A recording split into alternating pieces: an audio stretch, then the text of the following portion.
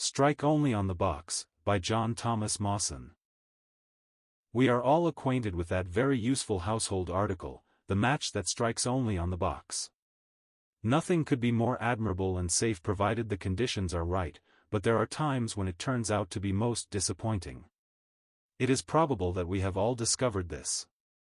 We have found ourselves in possession of these matches when we were needing light and heat and found that they had been put by mistake in a box of the ordinary kind. Their special box was missing, and so they failed us utterly. They remind us of some Christians we have met, if we may be permitted to use our homely illustration. As long as the conditions were such as suited them, all was well. If meetings were good and Christian fellowship and friendships hearty, they were bright and warm, but when removed from such surroundings they were like our safety matches, cold, useless, and disappointing. Christians, don't be like matches that strike only on the box, but be ready to give forth your light and heat at all times and in all circumstances, and the darker the times and the colder the surroundings, be the more anxious to strike and burn and shine for the Lord. Don't say if your environment were different you could be better Christians. Don't plead that it is impossible to witness for Christ in your present position. Remember the sufficiency of the Lord, and count upon Him. Don't forget that He has said, "Without me ye can do nothing," John 15 verse 5, but remember also that one of His servants could say, "I can do all things through Christ that strengtheneth me," Philippians 4 verse 13. And remember also that there is no reason why we should not have the same wonderful experience as Paul had, except it be our own selfishness and cowardice and unbelief, for Christ is as much at our disposal as He was at His. He is the same for you and us. To consider Paul as a pattern to them which should hereafter believe, 1 Timothy 1 verse 16, is a stimulating occupation.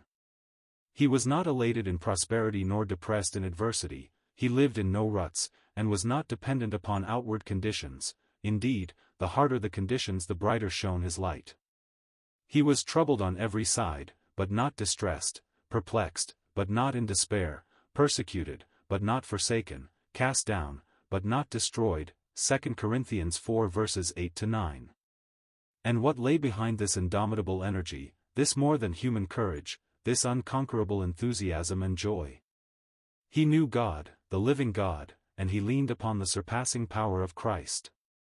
When in the direst of straits he could sing, "We had the sentence of death in ourselves, that we should not trust in ourselves, but in God which raiseth the dead, who delivered us from so great a death, and doth deliver, in whom we trust that he will yet deliver us," 2 Corinthians 1 verses 9-10. It is a poor ear, and poorer heart, that cannot catch, and is not moved by the glorious strain of that battle march. Again, when he stood a poor prisoner, without an earthly friend to plead for him, in the presence of the might of imperial Rome, grown haughty in the magnificence of her power, he encompassed a whole diapason of triumphant praise when he said, "At my first answer no man stood with me. Notwithstanding the Lord stood by me, and strengthened me, that by me the preaching might be fully known, and that the Gentiles might hear, and I was delivered out of the mouth of the lion. And the Lord shall deliver me from every evil work, and will preserve me to his heavenly kingdom, to whom be glory for ever and ever. Amen." 2 Timothy 4 verses 16-17. That was the grand finale of the life of the man who knew the excellency of the power of God. He cared not how terrible the surroundings or appalling the earthly prospect to himself so long as he had the opportunity of making the preaching known to men, and through that preaching of bringing glory to the Lord who loved him so well. Let us not excuse ourselves by saying Paul was an apostle, for he tells us that he was less than the least of all saints, and that he was nothing, and when we get down there we shall understand things better. Yet he says, "By the grace of God I am what I am, not I, but the grace of God, which was with me," 1 Corinthians 15 verse 10. And that grace fails not, the supplies of it are as full as ever, yes, as full for us as they were for Paul. "Be instant in season and out of season," was one of this aged warrior's exhortations to the young and timid Timothy. We need it. It means don't be dependent on suitable conditions. Indeed, there are no unsuitable conditions where lost and dying men are, and while God's grace flows freely.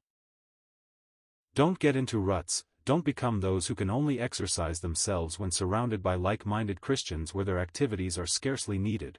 Don't be like matches that strike only on the box. Here are some other words from that same closing exhortation. Stir up, be not ashamed of the testimony of the Lord, hold fast, be strong, endure hardness, study to show thyself approved to God, flee also youthful lusts, preach the word, watch, thou, endure afflictions. We commend these stirring words, especially to our young brethren, and would ask them to remember that if we are to carry them out, God must be greater to us, and nearer and more real, than any circumstance of life. But if the living God is our constant confidence and to witness for Christ our life's purpose, we shall have no need to fear any change in this life, and we shall not be like matches that strike only on the box.